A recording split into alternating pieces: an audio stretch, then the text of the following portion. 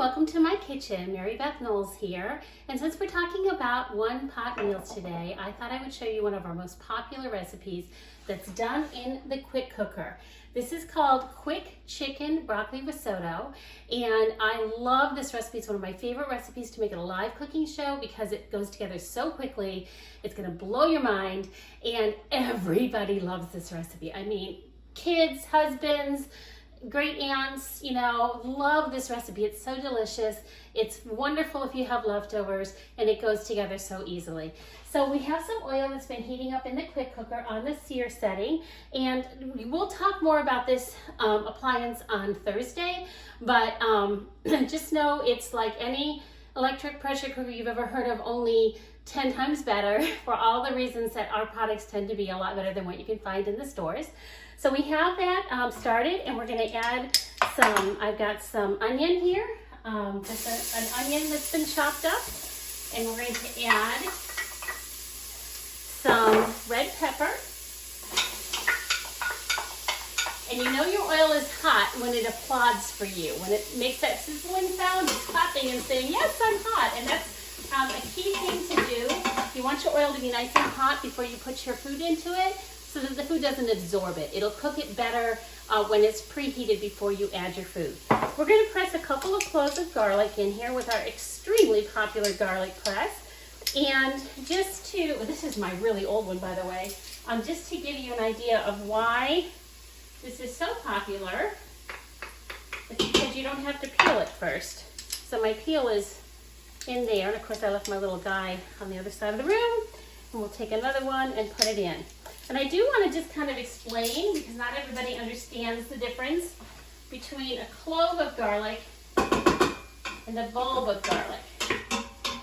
So just in case you are not familiar with using fresh garlic like this little guy here is a clove right here. And this, what it came off of, is the bulb. So if your recipe calls for 3 cloves of garlic, you need 3 of these little guys, not 3 of the big bulbs, okay? And here's just a little tip for storing garlic. You don't want to put it in your fridge. You want to keep it in a cool, dry place. So I always recommend find that mug that somebody gave you that you just can't get rid of because it's got some sentimental value, but like you're really not going to use it.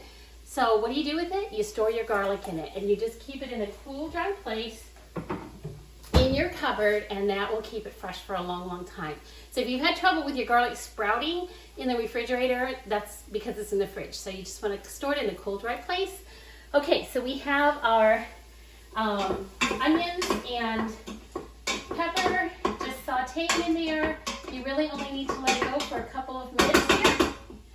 And I think it's about ready for the rest.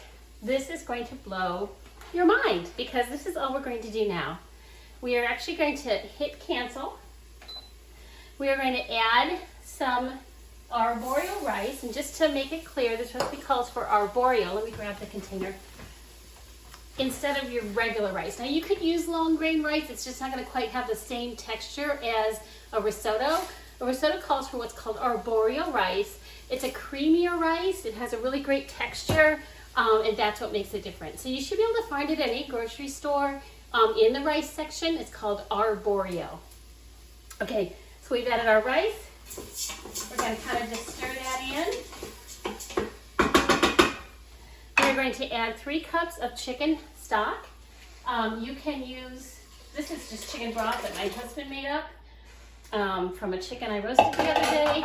But you can also use just your canned or your boxed chicken broth, or what I recommend is what's called better than bouillon. It comes in a little tub, and you can mix it in with water and make homemade chicken broth that way as well.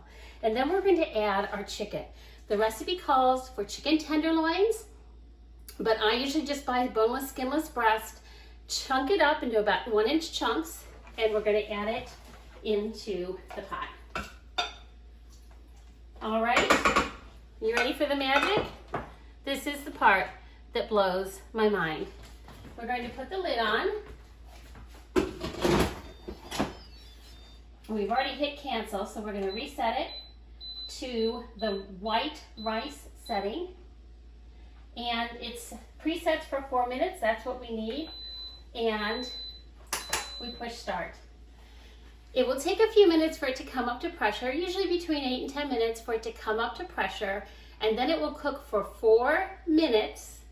Our chicken will be cooked, our risotto will be perfect, and at that point we'll let the steam out.